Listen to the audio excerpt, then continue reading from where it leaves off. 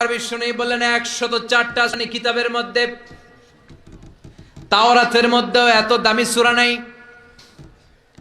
ইনজিলের মধ্যেও এত দামি সূরা নাই, জাবুরের মধ্যেও এত দামি সূরা নাই, সুহুফে ইব্রাহিম ও মুসার মধ্যেও এত দামি সূরা নাই। যে দামি সূরাটা আল্লাহ আমাকে দান করেছে ওই দামি সূরাটা হলো, সবাই পড়েন, আলহামদুলিল্লাহি রাব্বিল আলামিন আর রহমানির রহিম মালিকি ইয়াউমিদ্দিন ইয়্যাকা না'বুদু ওয়া ইয়্যাকা নাস্তাঈন ইহদিনাস সিরাতাল মুস্তাকিম সিরাতাল্লাযীনা আন'আমতা আলাইহিম গায়রিল মাগদুবি আলাইহিম ওয়ালাদ-দাল্লিন। চিল্লায়ে পড়েন আমিন। এই সূরাটা এত দামি সূরা, এই সূরার মতো সূরা কোনো আসমানি কিতাবের মধ্যে আল্লাহ নাজিল করে। এই সূরাটা মাত্র 7টা আয়াত নিয়ে গঠিত। সবাই বলেন কয়টা আয়াত? মুখস্থ আছে না? মাত্র 7টা আয়াত। এই সূরাটা অনেকটা অভিনন্দন পত্রের মতো, ওয়েলকামিং লেটার। কি লেটার? ওয়েলকামিং লেটার, মানপত্র, অভিনন্দন পত্রের মতো। অনেক সময় আমাদের এলাকায় এমপি মন্ত্রীরা আসে না প্রধান অতিথি হয়ে, তখন আমরা মানপত্র দেই, অভিনন্দন পত্র দেই, ঠিক কিনা? অভিনন্দন পত্রে কমসে কম 3টা অংশ থাকতে হয়। চিৎকার করে বলেন কয়টা? 3টা। প্রথমে থাকতে হয় প্রশংসা। কথা কন। প্রথমে আমরা তার প্রশংসা করি, আপনি সুমহান অতিথি, আপনার মতো মানুষ পৃথিবীতে দ্বিতীয়টা নাই, আপনার চরিত্র ফুলের চেয়েও পবিত্র। আছে না নাই? প্রথমে আমরা তার প্রশংসা করি, উই প্রেইজ হিম, আমরা তার প্রশংসা করি। দ্বিতীয় পর্বে আমরা নিজেদের পরিচয় দেই। আমরা এই হাই স্কুলের কমিটি, আমাদের একটা একাডেমিক ভবন লাগবে, আমরা এই মসজিদের কমিটি, আমরা এই মাহফিলের কমিটি, আমি সভাপতি, উনি সেক্রেটারি, উনি ক্যাশিয়ার, আমাদের পরিচয়টা আমরা দেই। তৃতীয় পর্বে আমাদের দাবি দেওয়া শুরু করি। শুরুতে কি দাবি দেওয়া আরম্ভ করা যায়? এটা দাও, ওইটা দাও, দিতে হবে, না দিলে মানি না, মানবো না। প্রথমে যদি বলেন মানি না, মানবো না, খবর আছে না নাই? তারপরে নিজেদের পরিচয় পেশ করতে হয়, তারপরে দাবি দেওয়া পেশ করতে হয়। সূরাতুল ফাতিহাটা হুবহু এরকম একটা অভিনন্দন পত্রের মতো। 7টা আয়াতের প্রথম 3 আয়াতে কেমন করে আমরা আল্লাহর প্রশংসা করব, আল্লাহর গুণকীর্তন করব, আল্লাহ সেটা শিখাইয়া দিলেন। সুবহানাল্লাহ নাই? চতুর্থ আয়াতে কেমন করে আমরা আমাদের নিজেদের পরিচয়টা আল্লাহর কাছে পেশ করব সেটা আল্লাহ শিখাইয়া দিলেন। এরপরে আমাদের দাবি দেওয়া আল্লাহর কাছে আমরা কেমন করে পেশ করব ওইটাও আল্লাহ শিখাইয়া দিলেন। তাহলে প্রথম 3টা আয়াতে আল্লাহ তাআলার প্রশংসা কেমন করে করতে হয় আল্লাহ শিখালেন।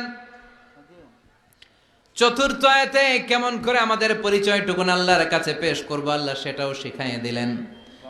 শেষের 3টা আয়াতে কি দাবি দেওয়া আমাদের পেশ করা দরকার আমাদের চেয়ে ভালো জানে কে? কেউ যেটা জানে না, জানে কে? আমরা আমাদেরকে যত ভালোবাসি, আমাদেরকে আমাদের চাইতেও বেশি ভালোবাসে কে? সুবহানাল্লাহ। বাড়িতে গিয়ে কইন, আপনি আপনারে যত ভালোবাসেন আল্লাহ তাআলা আপনার চাইতেও আপনারে বেশি ভালোবাসে। আল্লাহু আকবার। প্রথম 3 আয়াতে প্রশংসা বাণী, চতুর্থ আয়াতে নিজেদের পরিচয়, পঞ্চম, ষষ্ঠ এবং সপ্তম আয়াতে কেমন করে দাবি দাওয়া পেশ করব সব শিখায়া দিলেন কে? এই সূরাতুল ফাতিহা এটা কিন্তু আল্লাহর সাথে আমাদের কনভারসেশন বুঝেন তো, কথোপকথন, ডায়ালগ। আমরা তো গড়গড় করে পড়ে শুধু সামনে আগাই, আসলে পড়াটা এমন নয়। সূরাতুল ফাতিহা যখন পড়ি এই 7টা আয়াত পড়ার সাথে সাথে আল্লাহ তাআলা আমাদের সাথে কথা বলেন। আমরা যখন বলি আলহামদুলিল্লাহি রাব্বিল আলামিন তখন আল্লাহ আমাদের সাথে কথা বলেন। আমরা যখন বলি আর রহমানির রহিম তখনও তিনি কথা বলেন। তার মানে প্রতিটা বাক্যের উত্তর আল্লাহর পক্ষ থেকে আছে না নাই? আমরা যখন পড়ি আলহামদুলিল্লাহি রাব্বিল আলামিন, আল্লাহ ফেরেশতাদের ডেকে বলে হামিদানি আব্দি, নজর করে দেখ আমার বান্দা আমার প্রশংসা শুরু করে দিয়েছে। আল্লাহু আকবার। তোদেরকে বলেছিলাম ইন্নী জাইলুন ফিল আরদি খলিফা, আমি দুনিয়ার বুকে মানুষ বানাবো। তোরা বলেছিলি মানুষ বানিয়ে লাভ নাই, আমরাই তো ভালো, আমরাই তো ভালো। কেন আপনি মানুষ বানাবেন? মানুষ দুনিয়াতে মারামারি করবে, কাটাকাটি করবে, রক্তপাত করবে, কিলাকিলি করবে, হরতাল দিবে। হরতাল আছে না নাই? কিলাকিলি আছে না নাই? গদিলে টানাটানি আছে না নাই? মানুষ তো রক্তপাত করবে। আল্লাহ মানুষ কেন? আমরাই তো ভালো। আল্লাহ বলেছিলেন ইন্নী আ'লামু মা লা তা'লামুন, আমি যেটা জানি তোরা সেটা জানিস না। চিৎকার করে বলেন ঠিক কিনা?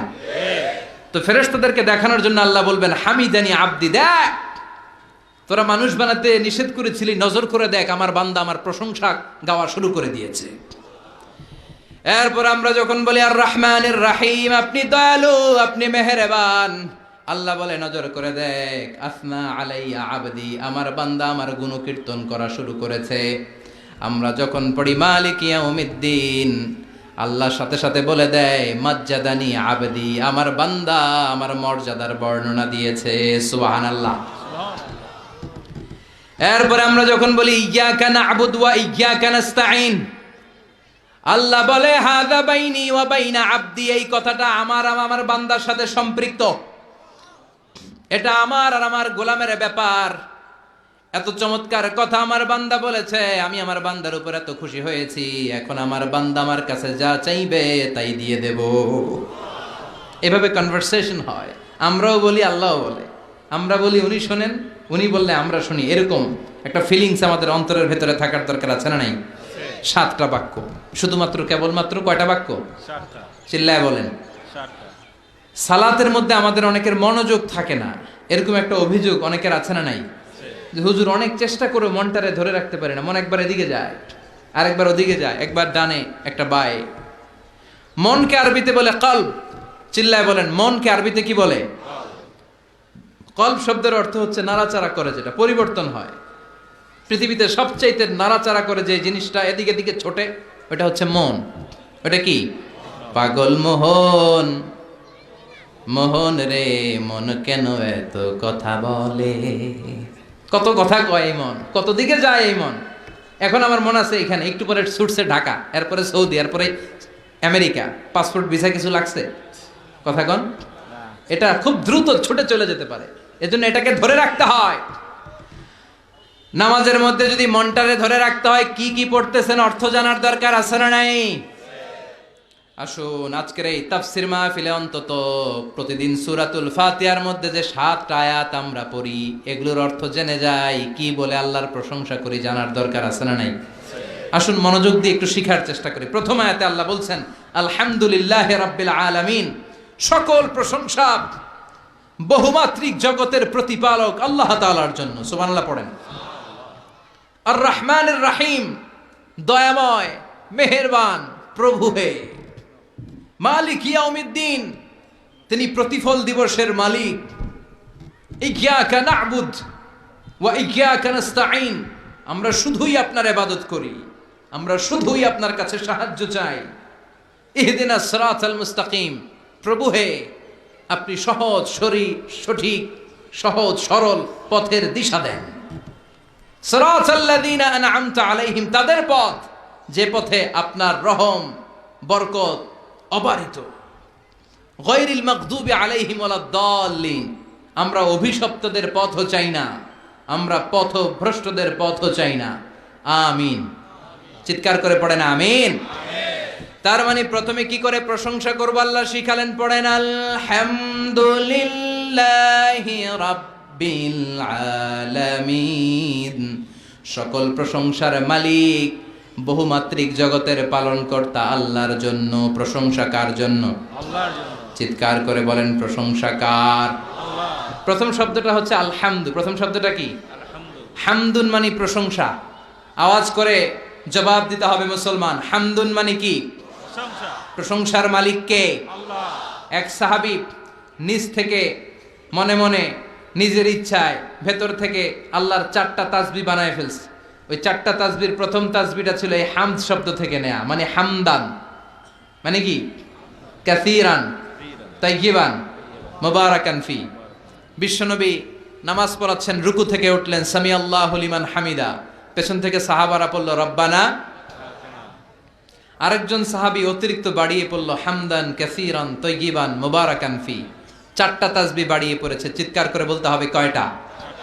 এই 4টা তাসবিহ কিন্তু বিশ্বনবী ওই সাহাবারে শিখায় নাই। নামাজ শেষ, বিশ্বনবী বললেন, আমি যখন রুকু থেকে দাঁড়িয়ে বলেছি সামি আল্লাহু লিমান হামিদা, তোমরা ফিসফিস করে পড়েছ রব্বানা ওয়ালাকাল হামদ, খুব ভালো, কিন্তু কে যেন ফিসফিস করে অতিরিক্ত পড়েছ হামদান কাসীরান তাইয়িবান মুবারাকান।